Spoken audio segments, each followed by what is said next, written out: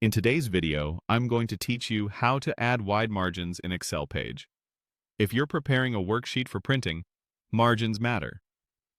Wider margins create breathing room around your content, make space for notes or hole punching, and help ensure nothing important gets clipped by the printer's unprintable edges. In just a few clicks, you can switch your sheet to a wide margin layout that looks cleaner and more professional on paper. First, look to the top of Excel for the ribbon, the row of tabs that controls most formatting and page setup features. Click the Page Layout tab. This is where Excel gathers everything related to how your sheet will look when it's printed, including orientation, size, breaks, and margin presets. If you don't immediately see it, make sure the ribbon isn't collapsed.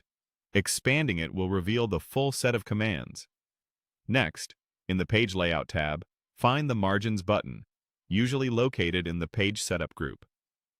Click Margins to open a menu of ready-made margin options. You'll see several presets designed for common scenarios, and these presets save you from having to adjust individual measurements manually.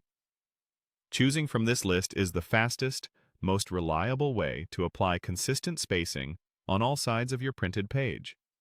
Now, select the wide option from that menu. With this single choice, Excel increases the space around your worksheet content on all sides, giving your printout a generous border. You'll notice that your sheet's page boundaries shift, and the printable area gets a bit smaller. That's expected. Wide margins trade a little room on the page for improved readability and a more polished look. A few helpful notes as you apply this setting. Wide margins affect the active worksheet, so if you have multiple sheets in your workbook, repeat the same selection on each one you plan to print. After choosing wide, keep an eye on how your data flows across pages.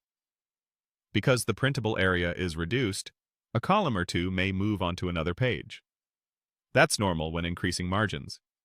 If that happens, consider slightly adjusting column widths or reviewing your content layout so key information stays together. Also remember that different printers have different minimum margins. Wide margins work well across most devices, helping avoid cutoffs near the edges. And that's it. By going to Page Layout, opening the Margins menu, and choosing Wide, you've set up a cleaner, more print-friendly page. When you're ready to print, your worksheets will look tidy, readable, and professional, with enough room to annotate or bind.